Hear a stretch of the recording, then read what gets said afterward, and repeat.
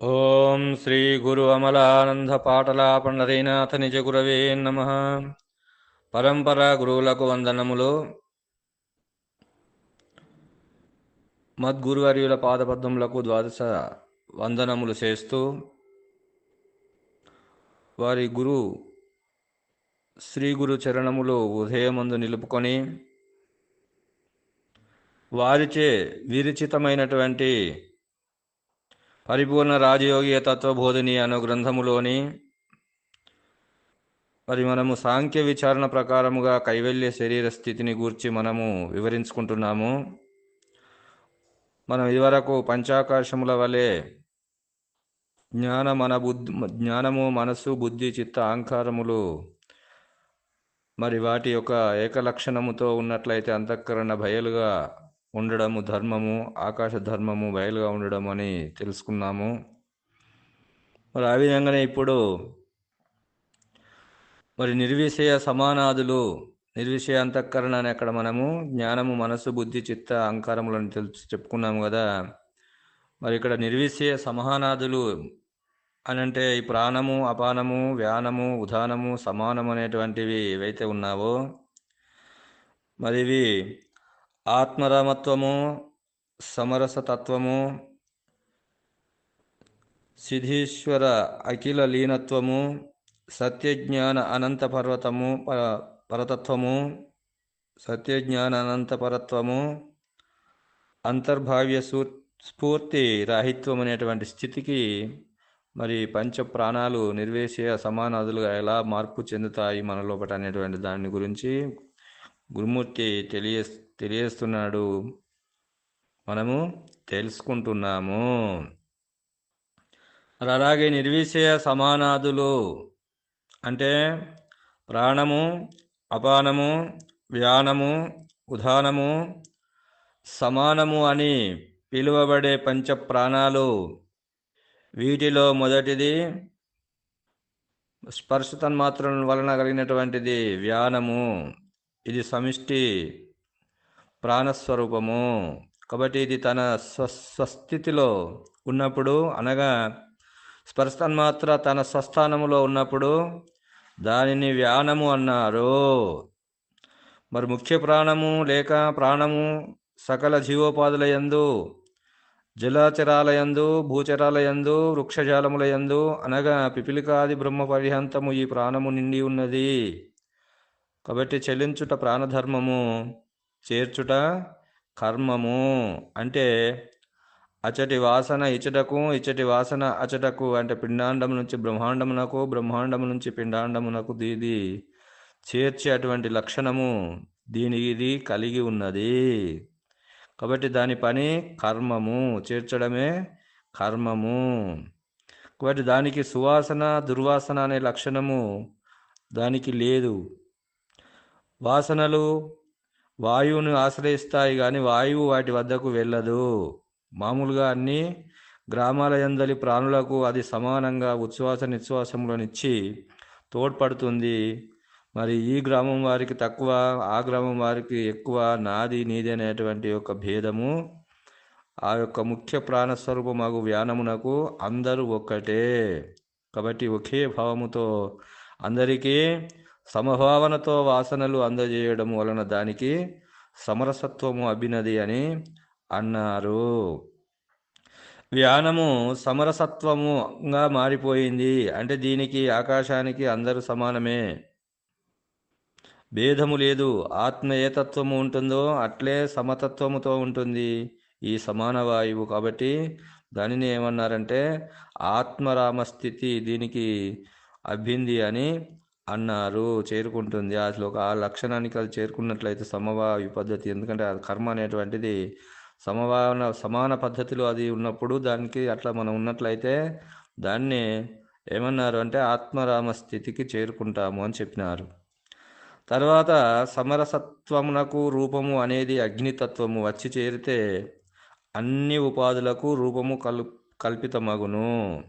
అంటే పిండరూప, అండరూప, స్వేదరూప, జరాయుజ రూపకంగా ఎలా ఉండని దానికి ఒక ఆకృతి కావాలి కదా. అయితే దీని యందు ఏ లక్ష ఏ లక్షణమున్నదన అసలగు సమరసత్వమునకు అగ్నితత్వము చేరడం వలన సిద్ధేశ్వర భావ అఖిల లీనత్వంగా ఉదాన వాయువు మార్పు చెందును. కాబట్టి సమాన వాయువు మనము తినిన ఆహారమును జీర్ణము చేయును. వ్యానము శరీరమంతటా ఉండి స్పర్శలను ఎరిగించును. ఉదానము మన చేత అది వైఖరి పలుకులను పలికిస్తుంది. మరి వైఖరి పలుకులు వాక్కు, కాబట్టి ఇది వాక్కు అగ్నితత్వము కాన ఇచ్చట కూడా ఉదాన వాయువు అగ్నితత్వమును చేరడం వలన ఒక రూపాన్ని కల్పిస్తుంది. కాబట్టి ఊహలు చిత్రకారుడు బొమ్మ గీయాలనుకున్నప్పుడు ప్రథమంగా మనస్సులో ఆ బొమ్మను ఊహించుకుంటాడు. తర్వాత కట్టు బొట్టు దానికి కలరు అవన్నీ వేసి ముఖము కనుబొమ్మలు చేతులు కాళ్ళు అలంకరణ ఎలా ఉండాలి అని ఊహించి ఆ రంగు కుంచెతో తాను ఆ ఊహించినటువంటి చిత్రాన్ని రూపకల్పన చేస్తాడు. ఆ రూపకల్పన చేసినటువంటి దానిని మొదలు అంతఃకరణలో ఊహించుకుంటాడు. ఆ ఊహించుకున్నటువంటి దానినే వాడు ఆ చిత్రకారుడు అనేటువంటి వాడు, ఆ డ్రాయింగ్ మాస్టర్ అనేటువంటి వాడు ఆ యొక్క బొమ్మని మరి దాని చిత్ర రూపాన్ని ఆ యొక్క మరి ఆ రంగు గోడ మీద కానీ లేకుంటే బోర్డు మీద కానీ దాన్ని చిత్రీకరణ చేస్తాడు కదా. అలానే మన ప్రబోధ విషయంలో గురువు చేత శిష్యుడు వింటున్నాడు, దానిని గట్టిపరుచుకొనుటకు ఒకరికొకరు మననం చేసుకుంటున్నాము కదా. ఆ గురు బోధని మనం ఒకరికొకరికి మనం చెప్పుకుంటాము కదా. ఈ జూమ్ మీటింగ్ల ద్వారా అధ్యక్షుల వారు మంజునాథ గారు మరి ఎన్నో మరి మనకు అతలాంటి పరిపూర్ణ బోధన అందిస్తున్నాడు. మరి మనం వింటున్నాము, జూమ్ మీటింగ్ ద్వారా వింటున్నాము, గ్రూపు ద్వారా వింటున్నాము, గ్రూపులో అందరం కలిసి మాట్లాడుకుంటున్నాము కదా గురుబోధను. అలా చెప్పడం వలన ఆ చిత్తం అనేటువంటిది ఈశ్వర భావముతో నింపుకొని తర్వాత దాని అందు తానే ఉన్నట్లు తెలియజేస్తుంది. దానినే సిద్ధీశ్వర భావ అఖిల లీనత్వము అని అన్నారు. మరి ఇచ్చట అమూల్యమగు సమానత్వము ఉండడం వలన దానిచే ఏర్పడిన ఆకార నిర్ణయ వ్యవహారము ఆత్మరామ స్వరూపకంగా ఉండును. జలతత్వము చేరగా అది ఈశ్వర సంబంధ చిత్తుగా మారును. కాబట్టి చిత్తము జలస్వరూపమే కదా. మరి ఆ విధంగా ప్రాణము కూడా జలస్వరూపమే.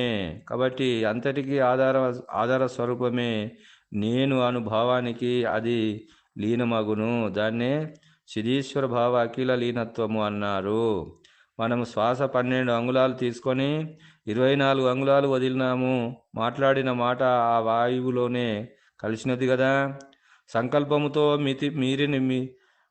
సంకల్పముతో మీరు అడిగితిరి, మరి ఆ ఎట్టి సంకుచిత్వము లేక బోధ చేయుచున్నాడు కదా గురువు. మనం అడిగినటువంటి దానికి మరి ఎలాంటి సంకుచితము లేకుండా ప్రబోధ చేస్తున్నాడు కదా.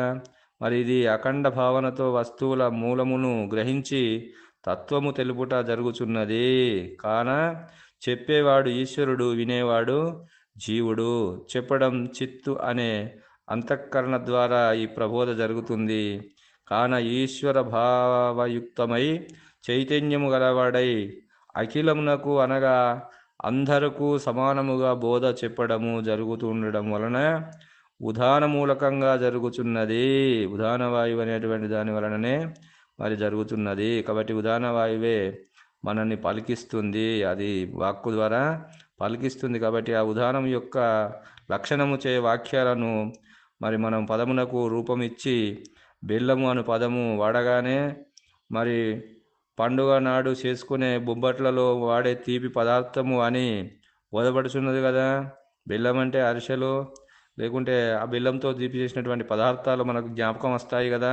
అలాగే ఉదానము మరి పదమునందు అర్థమును స్ఫురింపజేసి దాని యందు మనస్సు లీనమగునట్లు చేయుటచే దానిని సిద్ధేశ్వర భావలి అఖిల లీనత్వము అని అన్నారు. మన యొక్క ఉదాన వాయువు అలా మార్పు చెందినది. ఇక ప్రాణవాయువు ఉన్నది. దీనికి సమరసత్వము అలవడుట వలన ఇది చిత్ అనే జ్ఞానము దాని యందు ఉండటం వలన ఇచ్చట ఉండే జలతత్వముకు ప్రాణము వచ్చి చేరుట వలన ఆత్మస్వరూపమే తానైపోయింది. కాబట్టి ఈ యొక్క ప్రాణం అనేటువంటిది కూడా మరి ఇక్కడ జలస్వరూపము, మరి చిత్ స్వరూపము కూడా ఇక్కడ జలస్వరూపము. కాబట్టి